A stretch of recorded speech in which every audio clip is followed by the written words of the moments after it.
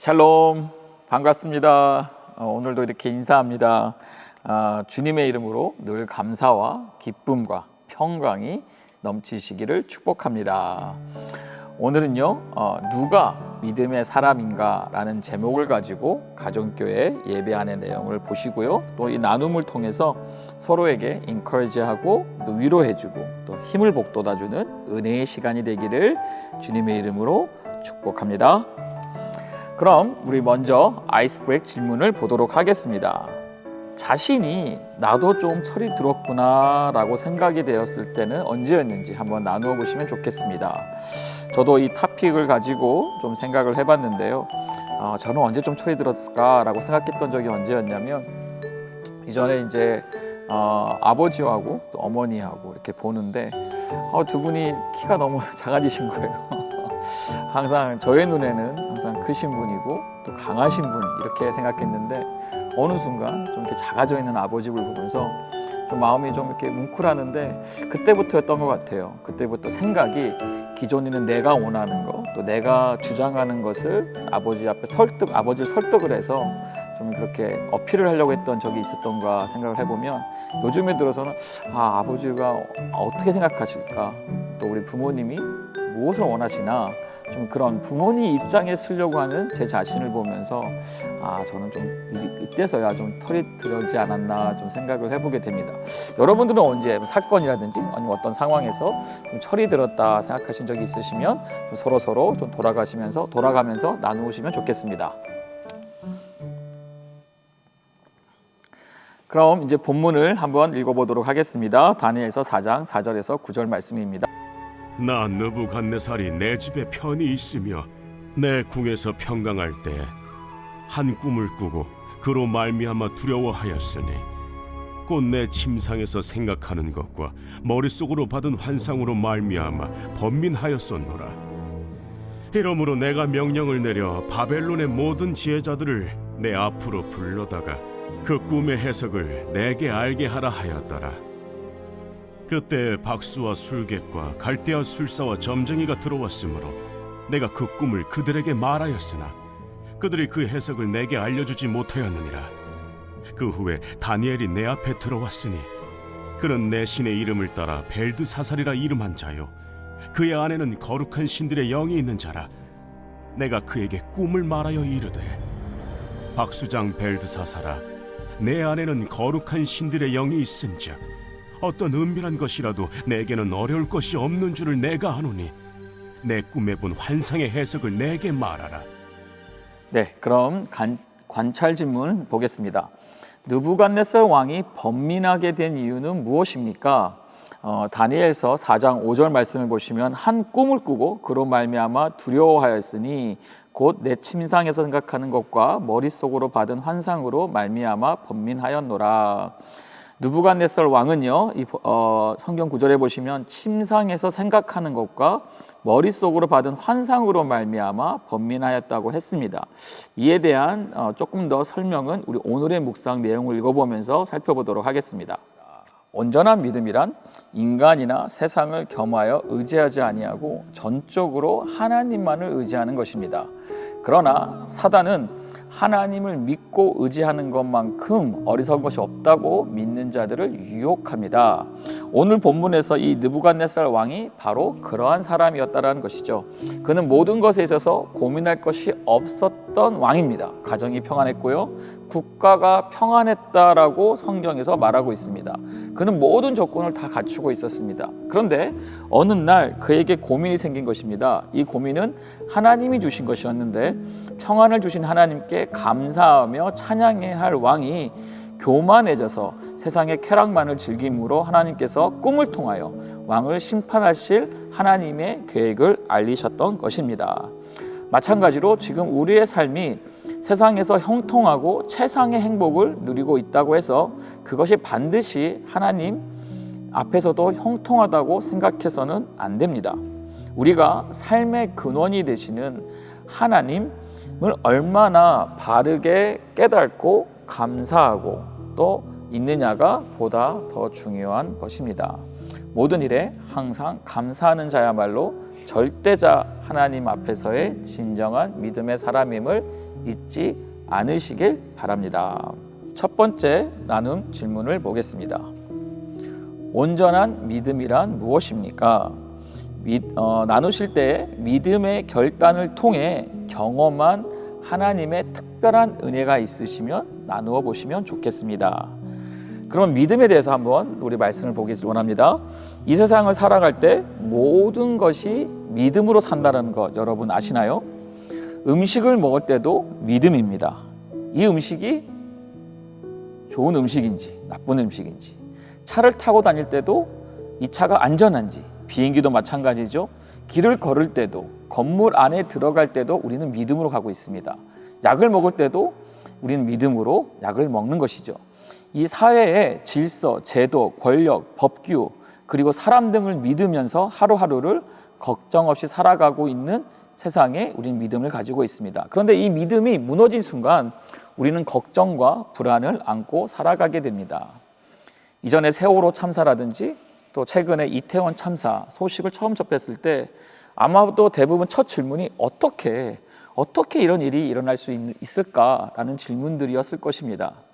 이와 같은 참사는요, 그동안 믿었던 우리의 믿음을 송두리째 뺏어가고 아픔, 또 전 국민을 충격에 빠뜨리게 한 사건들인 것입니다. 오늘 이야기에 등장한 바벨론의 왕 느부갓네살은 3장에 보시면 불구덩이에서 다니엘 친구들을 보호하시고 살리시는 그 기적을 보고 하나님이 계시다라는 것을 믿었지만 그 믿음은 온전하지 못했습니다. 그래서 계속해서 시험당하고 또 번민하는 모습을 우리는 찾아볼 수가 있습니다. 그의 믿음은 이 바로 반석 위에 지은 든든한 집이 아니라 모래 위에 지은 집이라고 볼 수 있습니다. 반대로 이 다니엘서에 등장하는 다니엘과 그의 친구들의 믿음은 세상을 바꾸는 놀라운 하나님의 역사를 만들어내는 이 온전한 믿음을 볼 수가 있습니다. 그래서 이 다니엘서의 내용을 통해서요, 온전한 믿음이 무엇인지 한번 찾아보고 깨달아서 모두들 온전한 믿음의 사람들로 세워질 수 있기를 바라며 기도합니다. 첫 번째, 타협이 아닌 믿음의 결단입니다. 다니엘이 왕의 진미와 포도주를 거절했듯 기독교인들도요, 현실과 타협하지 말고 말씀대로 살도록 도전하길 바랍니다. 어렵고 낙심된 환경에 개의치 않고 믿음의 결단을 내리는 자만이 결국 살아계신 하나님의 능력을 경험할 수 있다는 사실을 꼭 아시기를 바랍니다. 이 다니엘은요, 이사야, 예레미야, 또 에스겔과 함께 이 구약 시대의 이스라엘을 대표하는 선지자들입니다. 이사야는 이스라엘이 멸망하기 전에 활동한 선지자이고요, 예레미야와 에스겔은 멸망하던 시기의 선지자, 다니엘은 이 나라가 멸망한 후에 포로로 잡혀간 그 당시에 활동한 선지자입니다. 다니엘은 16살의 나이에 포로로 끌려갑니다. 그래서 거기에서 그는 하나님의 대언자로서 역할을 감당해서 나라의 장래와 세계가 어떻게 전개될 것인지에 대한 예언을 받아 전하였고, 예언대로 역사는 모두 이루게 지게 되었습니다. 특히 다니엘과 그와 함께 했던 세 친구가 있죠. 바로 사드락, 메삭, 아벳느고는 이방 땅인 바벨론에서 별처럼 빛났던 인물들이다라고 성경은 말하고 있습니다. 다니엘서는 이 다니엘과 세 친구들을 중심으로 믿음의 사람들이 이 포로 시대를 살고 있는 그들에게 어떻게 살았는지를 잘 보여주고 있습니다. 6장을 좀 보시면 승승장구하던 다니엘과 친구들을 시기하던 당시 바벨론의 고위 관직들이 있습니다. 그들은 다니엘과 친구들 흠을 잡기 위해서 고소할 조건을 찾고자 왕의 조서를 만들고 왕의 명령을 어겨 그들 결국 사자굴에 들어가도록 사자의 밥이 되는 위기 가운데 놓이게 됩니다. 이러한 위기 때에 다니엘이 보여준 행동은 이것이 정말 믿음이구나 하고 우리에게 다시금 알려주고 있습니다. 6장 10절 말씀입니다. 다니엘이 이 조서에 어인이 찍힌 것을 알고도, 무슨 말이죠? 다니엘은요, 왕의 명령을 어길 생각을 하고 있었다라는 것입니다. 생각만 한 것이 아니라 실제로 행동에 옮긴 것이죠. 아무리 왕의 명령이지만 옳지 않은 것에 비굴하게 행동하지 않았습니다. 그는 그야말로 두려움이 없는 믿음, 흔들리지 않는 담대한 믿음의 행동을 보여준 것입니다. 성경은 바로 이런 모습을 믿음이라고 말합니다. 그는 하나님을 향한 믿음으로 죽음을 무릅쓰고 믿음의 행동을 한 것입니다. 다니엘이 이처럼 생명의 위협을 받는 상황에서도 용기를 가질 수 있었던 가장 큰 원동력은 무엇일까요? 다니엘은 그의 주어진 환경 가운데 하나님을 최고의 우선순위로 늘 삼았기 때문입니다. 그 어떤 것도 하나님보다 앞서는 것이 없었습니다. 또 하나의 원동력은 인생에서 하나님을 가장 크게 보았기 때문이라는 것이죠. 하나님을 크게 보니까 다른 것은 다 작게 보이는 것입니다. 이것이 그의 믿음이었습니다. 우리가 가진 귀한 믿음의 모습인 것입니다. 하나님을 우선순위로 삼고 하나님을 크게 보면 사람도 왕도 작게 보인다라는 것입니다. 이러한 믿음이 필요한 줄 믿습니다. 여러분은 여러분들의 삶의 우선순위가 무엇입니까? 무엇을 가장 크게 보고 살고 계십니까? 하나님인가요? 아니면 사람인가요? 하나님인가요? 아니면 세상인가요? 하나님입니까? 아니면 환경입니까? 사람을 보고 세상을 보고 환경을 보면 우리에게 어떤 마음이 드나요? 바로 두렵고 불안한 마음입니다. 하지만 하나님을 크게 보면 믿음을 가지고 살아갈 수가 있습니다. 하나님을 우선순위로 삼고 그분을 가장 크게 보는 사람이 되시길 바랍니다. 이런 믿음의 사람이 되시기를 바랍니다. 그래서 흔들리지 않는 믿음의 이 반석 위에 집을 세우는 믿음을 가지고 모든 것을 극복하고 이기고 승리하는 저와 여러분이 될 수 있기를 바랍니다. 두 번째, 온전한 믿음이란 무엇인가? 바로 늘 기도하는 믿음입니다. 위기의 순간 사람들은 방도 대신 먼저 기도로 지혜를 구하는 자세가 온전한 믿음의 모습인 것입니다. 다시 10절에서 다니엘은 왕의 조서에 어인이 찍힌 것을 알고도 자기의 집으로 돌아가 예루살렘을 향하여 그는 기도했다라고 강조하고 있습니다. 다니엘은 어떤 사람인가요? 바로 기도하는 사람입니다. 그가 처음 성경에 등장한 순간부터 그가 생애를 마칠 때까지 성경은 다니엘의 많은 모습 가운데 이 기도하는 것을 강조하는 것을 우리는 볼 수가 있습니다. 다니엘은 늘 기도하면서 준비하였고 기도하면서 이 신앙생활을 유지하였고 기도하면서 쓰임을 받았으며 기도를 통해 큰 은혜, 축복을 받은 사람입니다. 10절 말씀 다시 보시면 전에 행하던 대로라고 말하고 있습니다. 어제도 기도하고 오늘도 기도하고 또 내일도 기도하는, 늘 기도하는 모습을 말하고 있는 것이죠. 좋은 환경에서만 기도한 것이 아니라 어려운 환경 속에서도 기도합니다. 오늘 한 복은 기도하고 끝나는 것이 아니라 계속 기도한다라는 것이죠. 이것이 다니엘의 기도입니다. 그는 중단하지 않았고 낙심하지 않았고 더 나아가 두려워하지도 않았습니다. 이런 다니엘의 기도가 너무도 귀한 기도인 것입니다. 그래서 다니엘은 기도의 사람으로 온전한 믿음의 모습을 보여주었습니다. 기도하는 사람이 믿음의 사람이고 믿음의 사람이 곧 기도하는 사람인 것입니다. 이 또한 예수님의 사역 방식이기도 했습니다. 어떤 환경이든 특별히 절대 바뀌지 않을 것처럼 보이는 현실에서 하나님 나라를 소망하며 늘 기도하는 태도가 온전한 믿음인 것을 기억하시길 바랍니다. 세 번째는요, 바로 하나님만으로 감사하는 믿음입니다. 10절을 다시 보시면 다니엘이 이 조서에 어인이 찍힌 것을 알고도 자기 집에 돌아가서는 그 방에 예루살렘으로 향하여 열린 창에 전에 행하던 대로 하루에 3번씩 무릎을 꿇고 기도하며 그 하나님께 감사하였더라. 마지막에 뭐라고 말하고 있죠? 바로 다니엘이 그 하나님께 감사했다라고 끝을 맺습니다. 이것이 또 다른 다니엘의 믿음의 모습입니다. 다니엘은 감사하는 자였습니다. 감사가 그의 믿음의 절정을 이루고 있는 것을 우리는 말씀을 통해 볼 수가 있습니다. 다니엘의 감사에는 특징이 있습니다. 그것은 환경 때문은 아니었고 다니엘의 지금 환경을 뛰어넘어 이 죽음의 순간이 임박한 이때에도 그는 감사했다는 것입니다. 평상시에 아무리 잘 감사해도 이런 때는 적잖게 원망과 불평을 할 수 있는 상황입니다. 하나님을 잘 믿었다고 해도 이게 잘 믿었는데 어떻게 이런 일이 일어날 수 있어 하며 따질 수 있는 상황입니다. 그런데 다니엘은 이런 환경에서도 불평하지 않고 감사했다라는 것입니다. 다시 한번 우리 다니엘 현실을 볼까요? 지금 나라가 멸망을 당했습니다. 다니엘과 수많은 사람들이 포로로 끌려와 있는 것이 현실입니다. 아무리 바벨론이 좋다고 해도 포로는 포로인 것이죠. 바벨론 국민이 될 수도 없고 권리와 은혜를 누리지 못하는 나라에는 포로로 있는 것입니다. 더더욱 그는 지금 사자굴에 들어갈 현실을 직면하고 있습니다.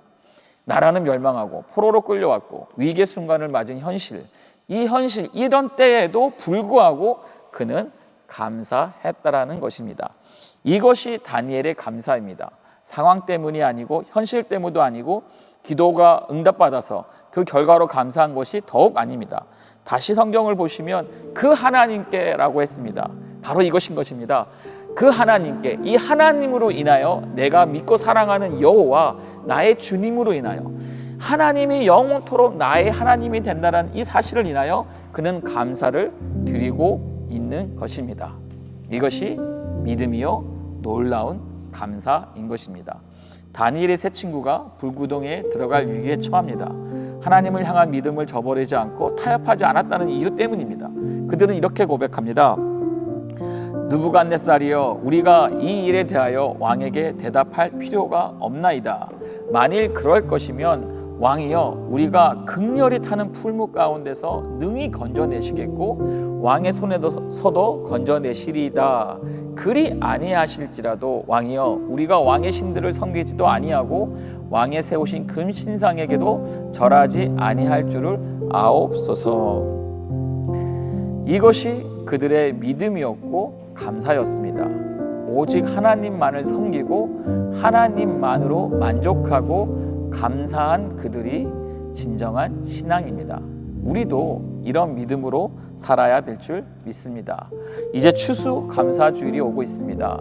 2022년을 돌아보며 우리가 진정으로 감사할 것이 무엇인지 보아야 하겠습니다.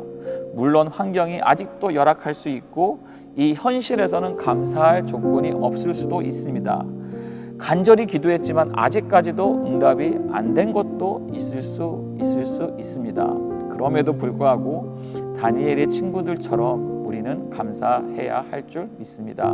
그 이유는 무엇이죠? 바로 하나님이 우리의 하나님이시기 때문이고 하나님이 영원토록 우리의 하나님이 되셔서 이 땅에 왕으로 오셨고 또 우리를 붙잡고 계시고 우리와 함께 하시기 때문입니다.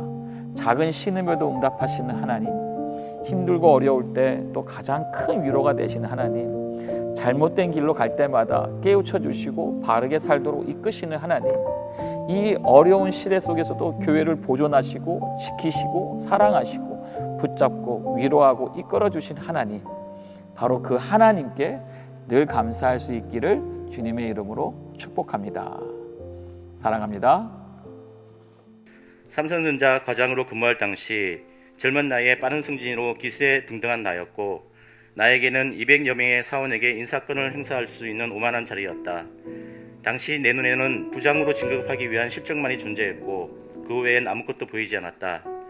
또한 부하 사원들은 내 진급을 위한 도구로만 생각했지 그 이상도 그 이하도 아니었다. 그날도 주일 출근을 실적 달성을 위한 주일 출근을 모두에게 전달하고 아니다 다를까 잠시 후 10여 명이 특권을 빼달며 찾아왔다. 친한 친구 결혼 참석, 나도 결혼식 구경 못한 지 10년이 넘었다며 돌려보내고 웬만한 사유는 칼같이 잘라버렸다. 그리고 남은 5여 명, 항상 얘들이 골칫거리였다. 다름 아닌 그 녀석들은 예수쟁이들이었다. 주일날 꼭 교회를 간다며 특권을 거부하였고 그럴 때마다 나는 소리를 바락바락 지르면서 공개적으로 망신을 주었다. 정신상태가 글러먹었다는 둥, 단체 팀워크도 모르는 초이기적인 생각이라는 둥, 회사 때려치고 교회나 가라는 둥, 대놓고 퇴사를 종용했다. 그렇게 한바탕 손을 비우며 울면서 돌아서며 순종하는 척 했었다.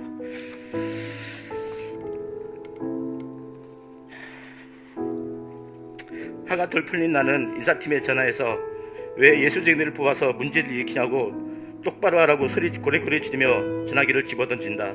그리고 공포 분위기를 조성하고 두 번 다시 이따위 이유로 대들지 못하게 엄포를 놓았다. 왜냐하면 나는 누구보다도 먼저 부장으로 진급해야 했었고 그것만이 내 능력의 끝판왕이었다. 그런 실적 위주의 밀어붙임은 윗사람에겐 능력자로 인정받았지만 부하 사원들에겐 악명 높은 악마통했다.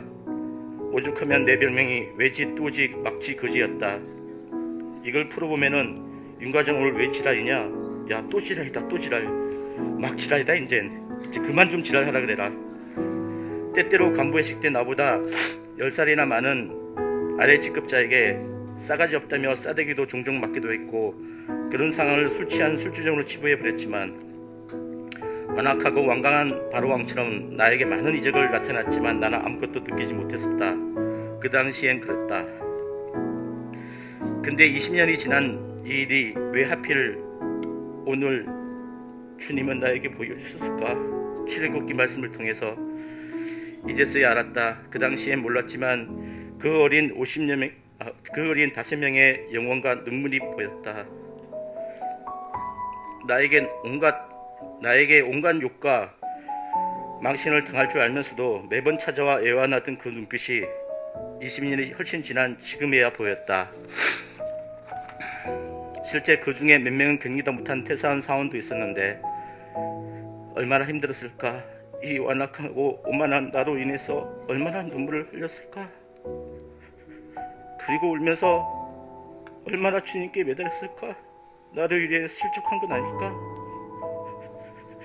이런저런 매질이 내 마음을 사정없이 때렸다. 나는 그 후배 사원들과 주님께 너무 미안하고 죄스러워 무릎 꿇고 기도했다. 주여 용서해 주세요. 이 죄를 용서해 주세요. 아침 출근 시간을 넘기고 한참을 회개하며 울었다. 너무 많이 울어 눈이 퉁퉁 부었고 오전 출근을 못하고 내내 엎드려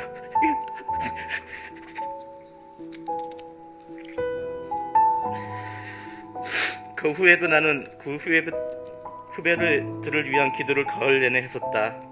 나로 인해 많이 힘들었지. 너희들의 앞날에 주님의 축복이 함께하시 기도합니다. 이렇게 완악한 나를 주님께서는 받아주셨고 나로 인해 온갖 조롱과 고통도 죽음도 마다하지 않으시고 십자가의 길을 걸어가셨다. 이런 버러지 같은 나를 위하여. 나는 사실 난 매우 이기적인 사람이다. 내 코가 석자인데 남을 위해 기도한다는 것은 생각도 못해본 일이고 그럴 여유도 없었다. 특히나 이해되지 않는 말씀 중에 내 이웃을 내 몸같이 사랑하는 말씀이었다. 하나님은 그런 나를 바로왕의 완악함을 통하여 나의 완악함과 다른 사람을 위해 중보고 기도하지 않는 내 모습을, 이웃을 돌아보지 않는 내 모습을 보게 하셨고 비로소 남을 위해 기도하게 하셨다. 말씀과 묵상을 통해 이웃을 위해 기도할 수 있도록 교훈과 꾸짖음과 마음을 아프게 하는 매질의 의로 다스리셨다.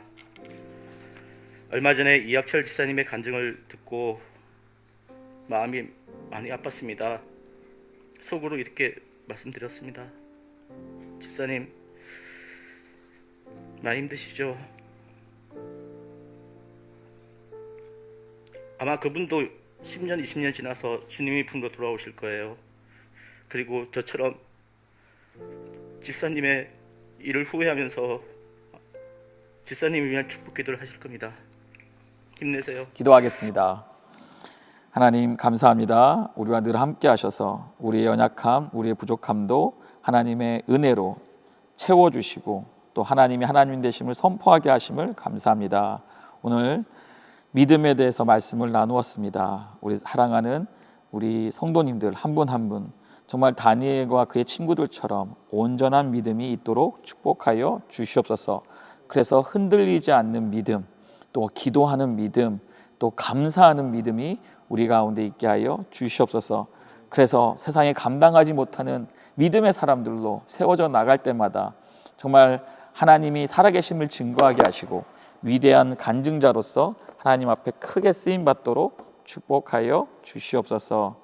추수감사절 주일이 다가오고 있습니다. 하나님, 우리 마음에 다시금 하나님을 크게 보게 하시고 크신 하나님 때문에 감사 제목이 넘쳐나도록 축복하시고 깨닫게 하시고 은혜 허락하여 주시옵소서. 감사하며 예수 그리스도 이름으로 축복하며 기도합니다. 다음에 또 뵙겠습니다. 할렐루야. 잊지 않고 있으니